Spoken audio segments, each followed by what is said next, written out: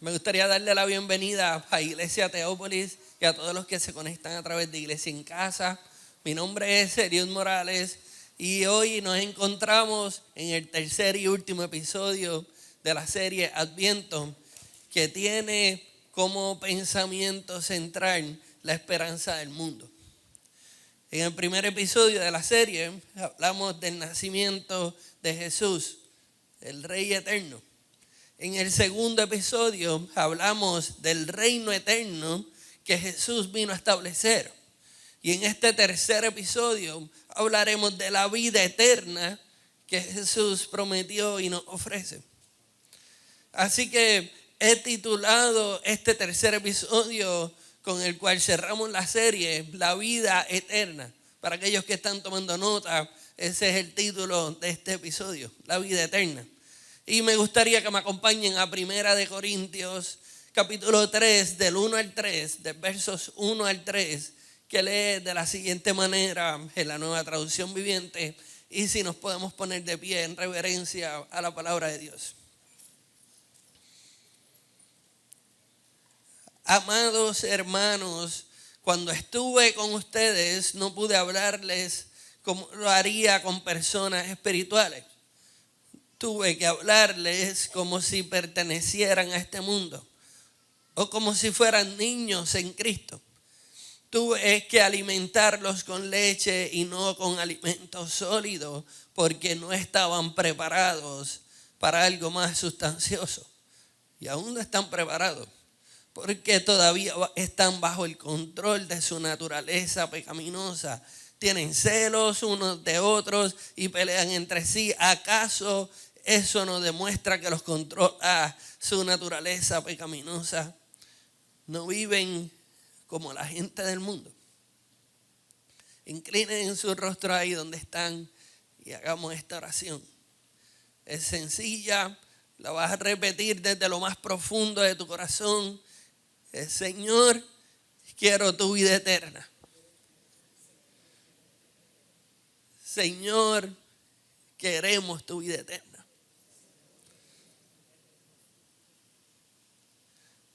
Y lo pedimos en nombre del Padre, del Hijo y del Espíritu Santo. Amén. Pueden tomar asiento.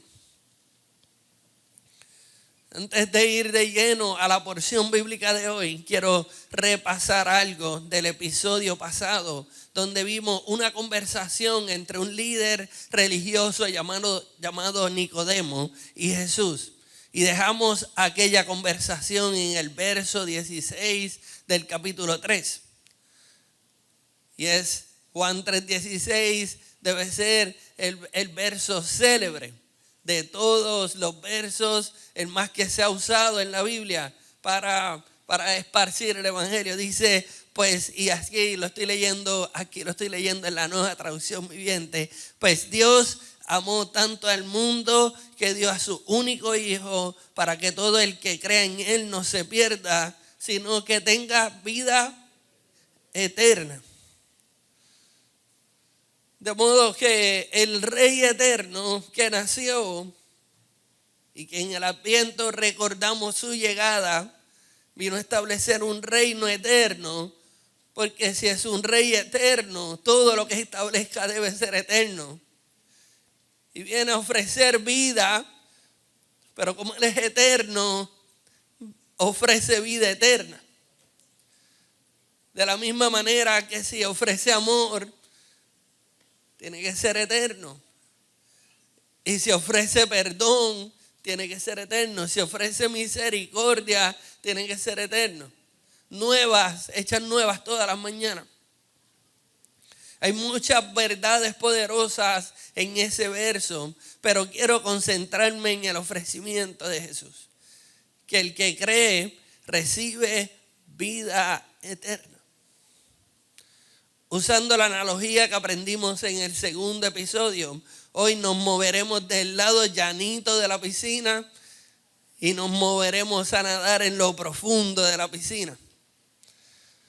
En otras palabras, el objetivo de este episodio no es que almacenemos información acerca de la vida eterna, sino que descubramos el significado profundo de la vida eterna y que con este descubrimiento experimentemos la vida eterna.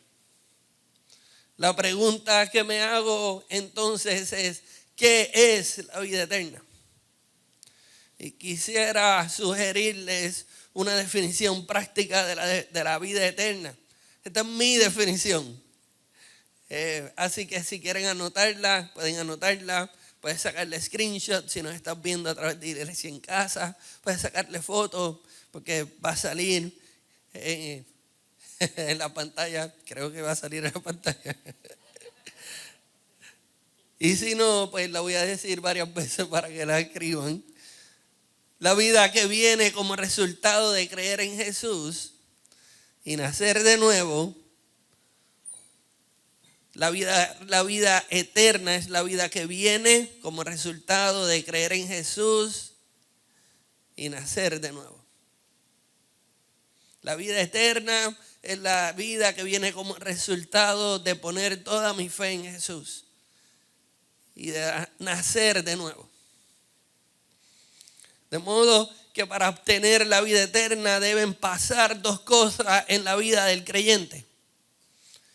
Debe creer en Jesús, debe haber nacido de nuevo. Y con ese repaso en mente, estamos listos para la porción bíblica de hoy en 1 Corintios 3, del 1 al 3, donde el apóstol Pablo expande un poco acerca de la doctrina de la regeneración o el nuevo nacimiento de todo creyente. Y quiero que tengamos en mente que estos versos específicos no hablan directamente de la vida eterna, sino que más bien se enfocan en uno de los síntomas de la falta de vida eterna en una persona: la inmadurez espiritual. Así que hoy hacemos una conexión directa entre la inmadurez espiritual y la falta de vida eterna. Vayamos al primer verso. Amados hermanos, cuando estuve con ustedes, no pude hablarles como lo haría con personas espirituales. Tuve que hablarles como si pertenecieran a este mundo o como si fueran niños en Cristo. Podemos sacar muchos detalles de ese primer verso. El primer detalle que Pablo nos brinda en ese verso es la manera que hace referencia a los creyentes en la ciudad de Corinto. Los llama hermanos. Esto es muy importante para entender a profundidad el milagro del nuevo nacimiento del creyente. Verán, Pablo no escribe una carta a todos los habitantes en la ciudad de Corinto, sino que les escribe a los creyentes de aquella ciudad y los separa, los identifica del resto de la población, llamándoles hermanos y niños en Cristo. El mismo Pablo le escribe en la segunda carta a los creyentes de Corinto lo siguiente: esto significa que todo el que pertenece a Cristo se ha convertido en una persona nueva. La vida antigua ha pasado, una nueva vida ha comenzado. Así que Pablo estaba bien seguro de que aquellos hermanos en Corinto habían pasado por la regeneración que ocurre por poner nuestra fe en Jesús. Eran nuevas criaturas. Por eso les llama hermanos y les llama niños en Cristo. Y este es uno de los versos que usamos los cristianos para sostener la doctrina de la regeneración o el nuevo nacimiento. Así que podemos concluir que Pablo no estaba poniendo en cuestionamiento si estos hermanos tenían regeneración o no, sino que estaba poniendo en cuestionamiento su inmadurez espiritual. Lo que nos lleva al segundo detalle importante: aunque los creyentes en Corinto habían sido regenerados, habían sido nacidos de nuevo, no eran personas espirituales. Debido a esto, él tuvo que hablarles como si fueran personas que pertenecieran a este mundo. Y quiero detenerme ahí un momento para explicar algo bien importante. Hay un debate doctrinal, ciertamente, para interpretaciones de este verso. Como si pudiera o no pudiera existir cristianos carnales o cristianos menos espirituales que otros, creyentes inmaduros. De un lado se encuentran los que interpretan este pasaje como que Pablo no le está escribiendo a cristianos carnales, sino que le escribe a personas que no son cristianos del todo. Y del otro lado se encuentra la segunda postura que afirma que sí es posible que existan cristianos carnales, ya que Pablo les llama hermanos y niños en Cristo. Y yo me inclino por esa segunda postura. ¿Y en qué me baso? Pues que Pablo describe a aquella comunidad de creyentes en la ciudad de Corinto como miembros de la familia de la fe. Cuando les dice, hermano, pero no estaban lo suficientemente maduros para que él les hablara cosas espirituales. Eran niños espirituales. Y en el verso número 2 dice, tuve que alimentarlos con leche, no con alimento sólido, porque no estaban preparados para algo más sustancioso. Y aún no están preparados. Pablo continúa su ilustración del niño recién nacido y el cristiano carnal, usando la alimentación para diferenciar la etapa en donde se encuentra. Lo hace comparando la capacidad de un niño recién nacido para digerir alimento con la capacidad de aquella comunidad de creyentes para recibir enseñanza profunda o con sustancia. Aquí es donde la cosa se pone interesante, o por lo menos es interesante para mí. Es que Pablo en ese mismo libro, en esa misma carta a los Corintios, dedica un capítulo entero para enseñarle acerca de los dones de lengua y de profecía a aquellos niños espirituales. En otras palabras, esta comunidad de creyentes eran niños espirituales con capacidad de hablar en lenguas y profetizar. Sin embargo, no eran lo suficientemente maduros como para que Pablo les hablara como personas espirituales. De hecho, esa inmadurez espiritual no era muy diferente a la situación actual. Lo vemos cuando Pablo le dice, aún no están listos. Y ahí vemos un síntoma muy común de la persona que no experimenta vida eterna en Cristo. Es una persona con poca o ninguna espiritualidad. Y quiero que prestes atención a este pensamiento. Es posible hacer cosas para Dios sin experimentar la vida eterna. Es posible hacer cosas para Dios sin experimentar la vida eterna de Dios. El autor John Ortberg incluyó esta cita de Dallas Willard en su libro Mantenimiento del Alma, cuidar la parte más importante de ti. Y dice, escuchen este pensamiento. Lo más importante en tu vida, dijo Dallas, no es lo que haces, es en quién te conviertes. Eso es lo que te llevas a la eternidad. Eres un ser espiritual incesante con un destino eterno en el gran universo de Dios. De modo de que aquello en lo que nos vamos convirtiendo es lo que nos llevamos a la eternidad. Y eso nos lleva entonces a la primera herramienta del mensaje de hoy. Es que la vida eterna no es algo que hacemos para Dios, es algo que Dios hace en nosotros. No experimentamos, no llegamos a experimentar vida eterna haciendo cosas para Dios, sino poniéndonos como estábamos cantando hace unos minutos atrás, diciéndole, Dios, haz algo nuevo en mí. Esta otra manera de decirlo, mientras más tiempo llevas experimentando la vida eterna, más somos transformados a la imagen de Cristo. Y aquí podemos ver que los creyentes que estaban en Corinto prestaban más atención a las manifestaciones del Espíritu en sus vidas que a la obra de regeneración del Espíritu en sus vidas. Por eso reducían su vida espiritual a hacer cosas para Dios en reuniones semanales. Ahora bien, todos, y cuando digo todos, me incluyo en ese grupo, todos tenemos la inclinación de reducir la fe a actividades religiosas periódicas. Esas actividades son hasta cierto punto la gasolina de nuestra inmadurez espiritual. El resultado es bien similar al resultado de aquella comunidad de fe en Corinto. Niños espirituales enfocados en actividades devocionales.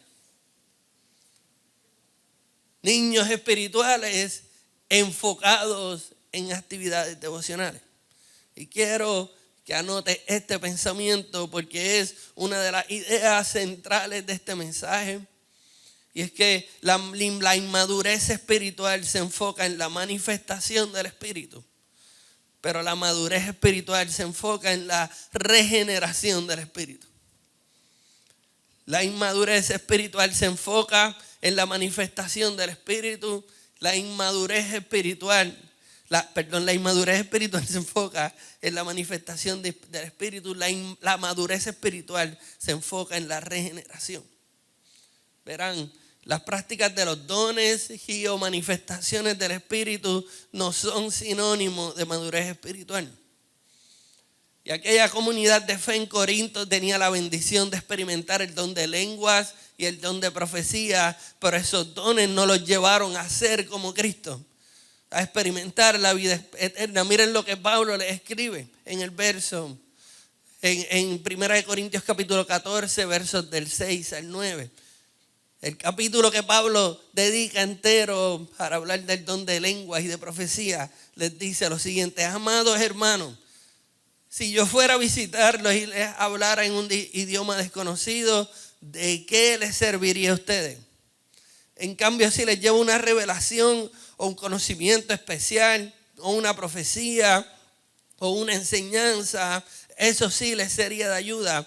Aún los instrumentos inanimados como la flauta y el arpa tienen que emitir sonidos nítidos o nadie reconocerá la melodía. Si el toque de la trompeta no es entendible, ¿cómo sabrán los soldados que se les llama para la batalla? Y cierra con broche de oro, no el capítulo, pero su argumento con este verso 9. Lo mismo ocurre con ustedes. Si hablan a la gente con palabras que no entienden, ¿cómo podrían saber lo que ustedes dicen? Le dice al final, sería igual que hablarle al viento.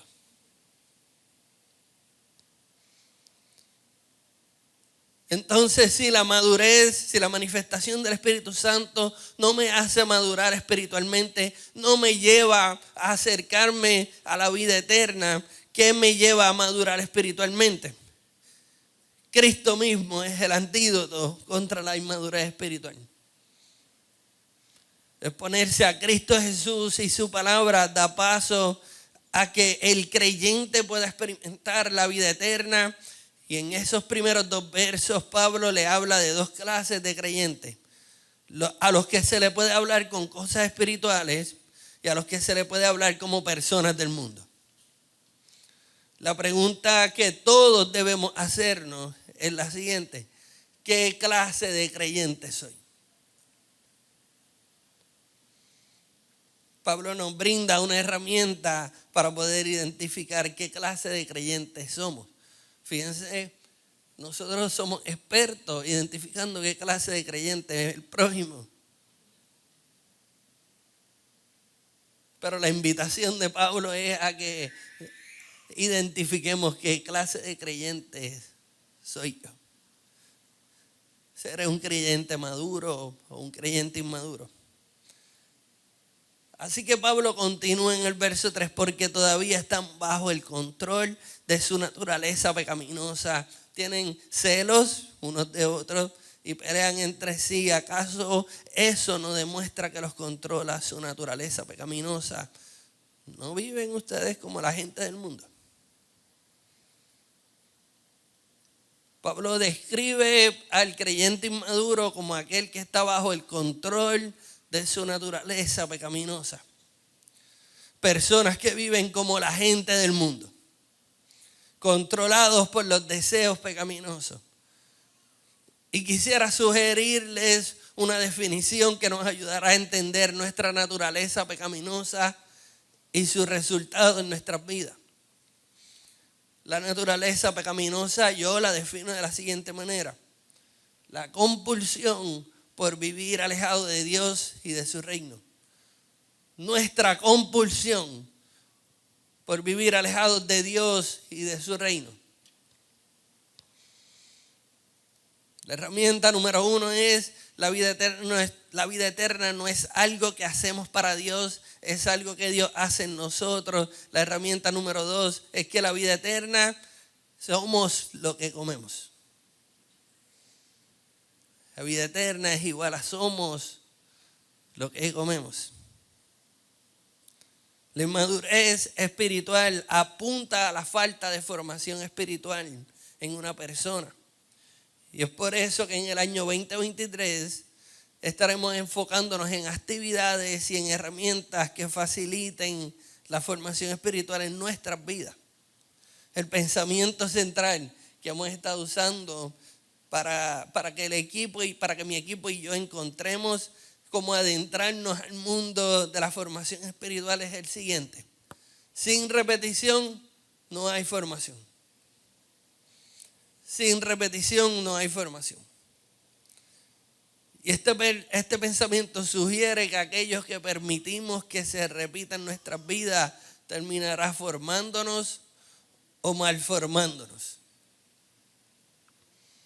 Y usando la analogía de Pablo, podríamos decir que nuestra capacidad de recibir alimento espiritual sólido nos forma espiritualmente y nuestra incapacidad nos malforma espiritualmente.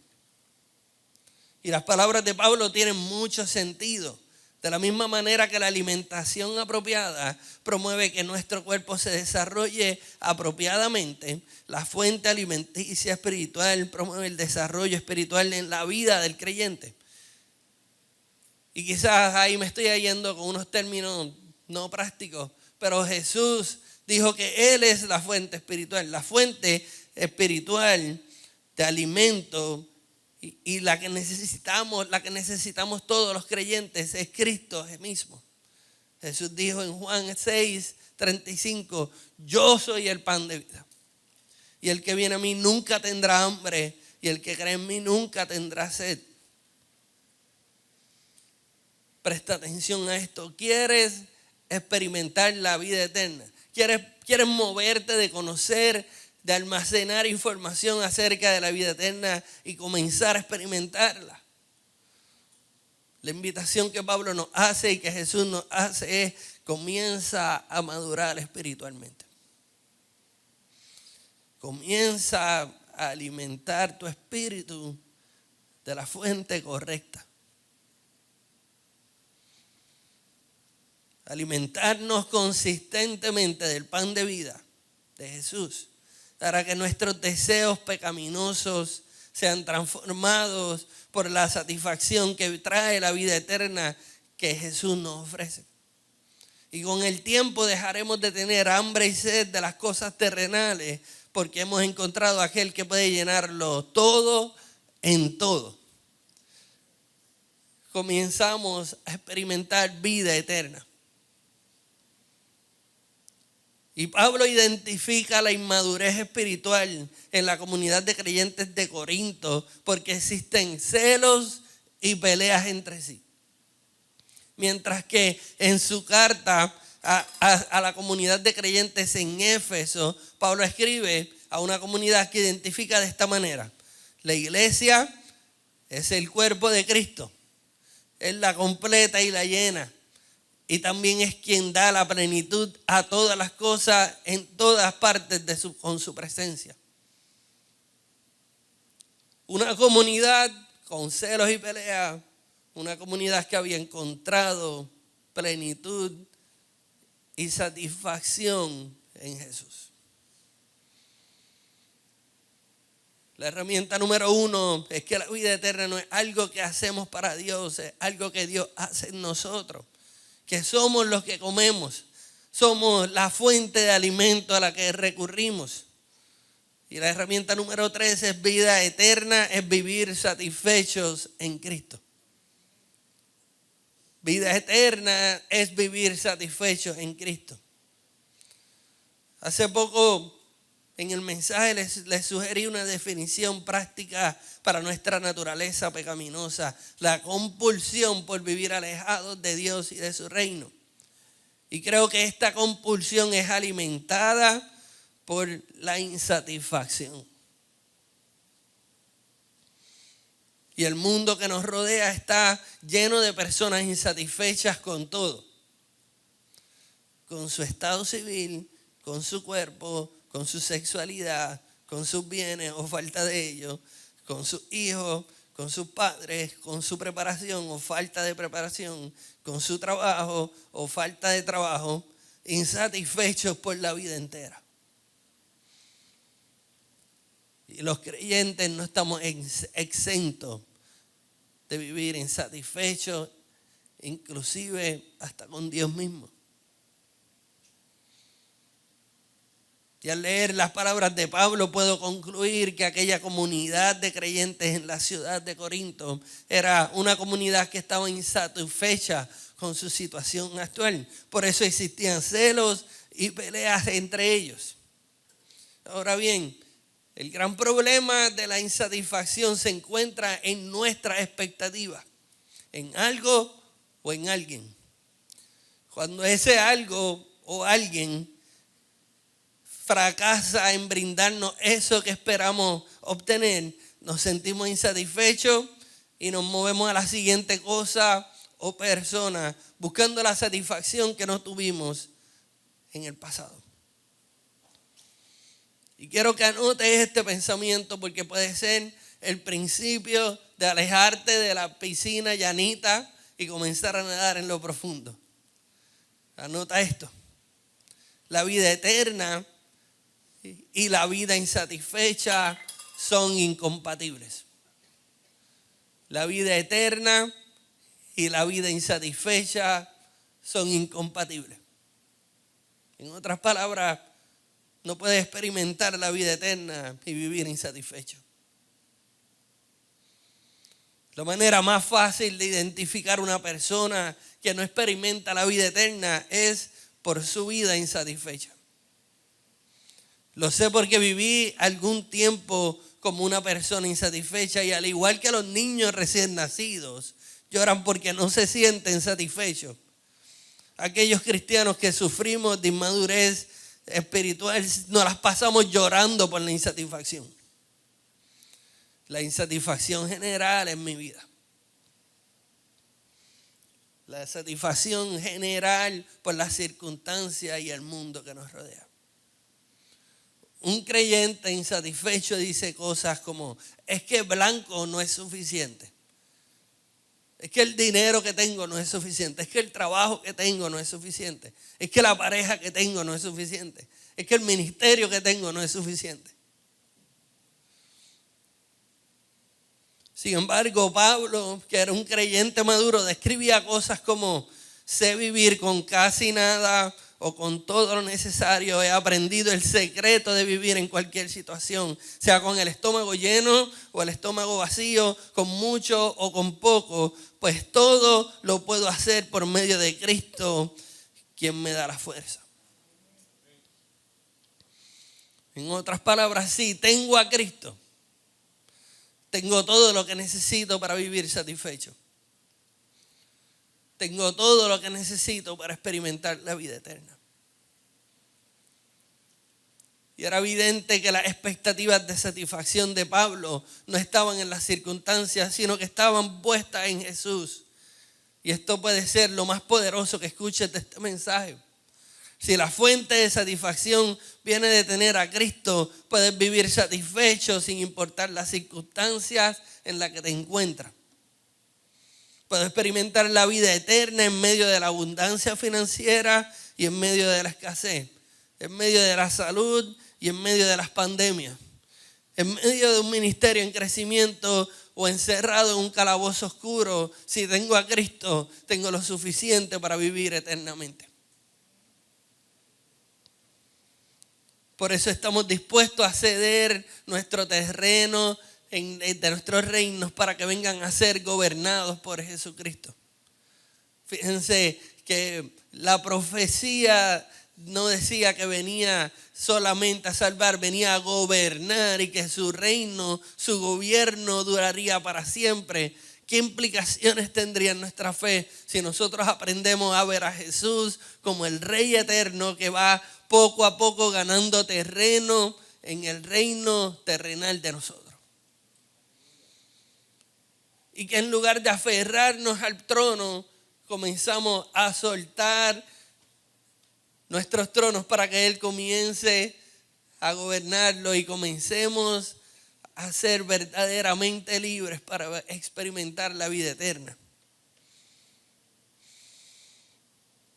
¿Cómo luce una vida eterna en el reino de Dios?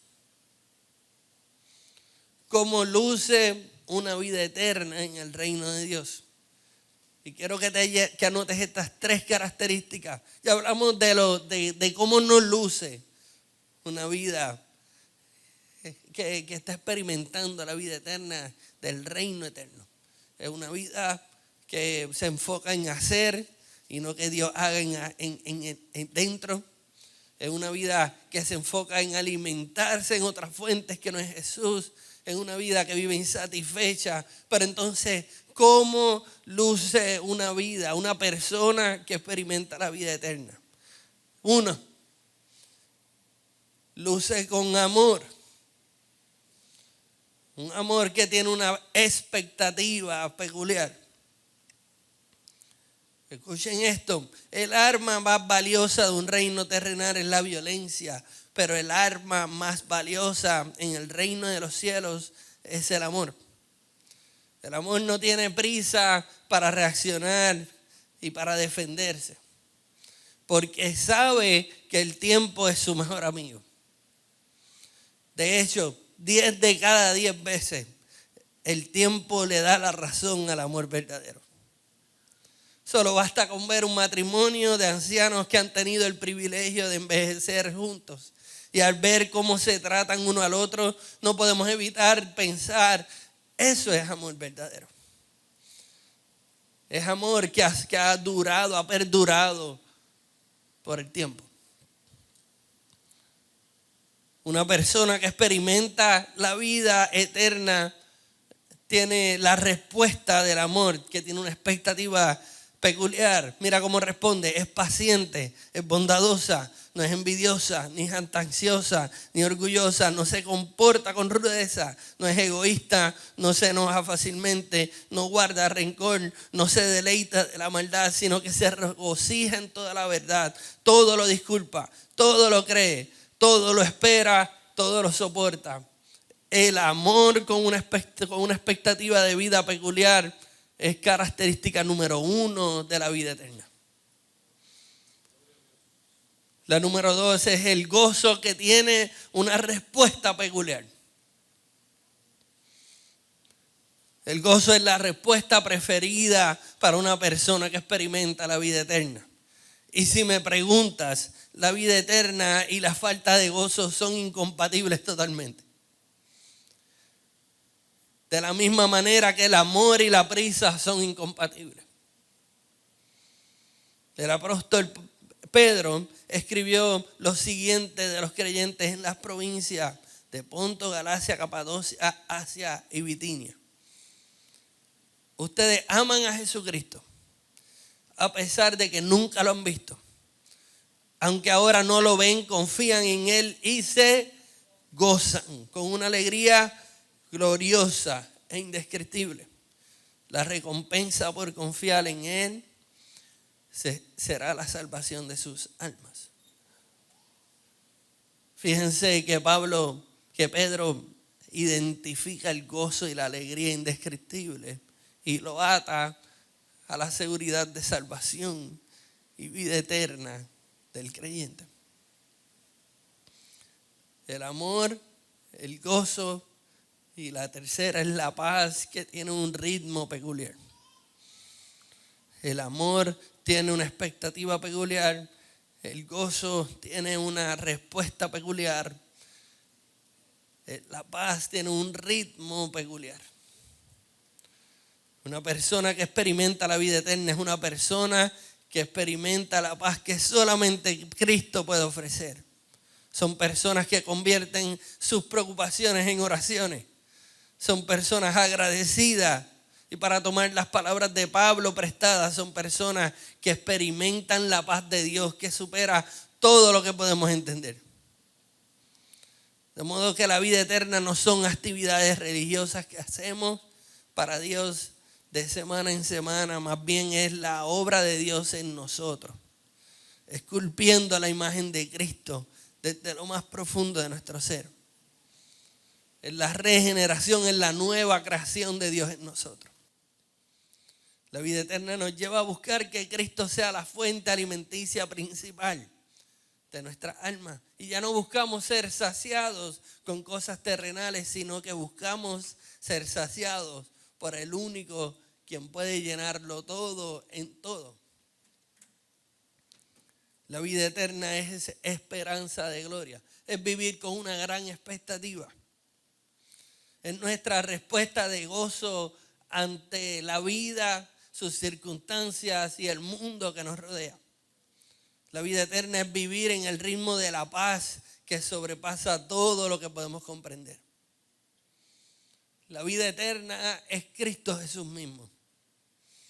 Y está disponible para ser disfrutada y experimentada ahora. No tenemos que esperar a que Cristo venga para vivir eternamente. Podemos vivir eternamente aquí y ahora. Mi oración es que juntos aprendamos a vivir eternamente y a contagiar a otros con la vida eterna que Jesús nos brinda. Y quisiera cerrar con la cita central del mensaje.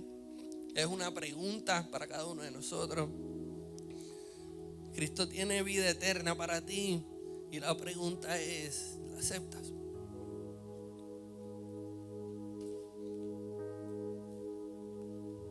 Al principio oramos pidiéndole al Señor, quiero tu vida eterna.